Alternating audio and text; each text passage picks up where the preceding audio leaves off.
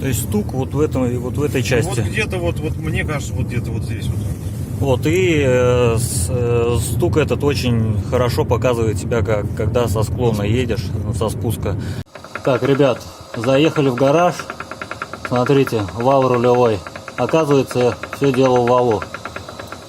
Заметно, да, то, что входной вал, он не шевелится, а вал с рейки в крестовине люфт. Вот так вот.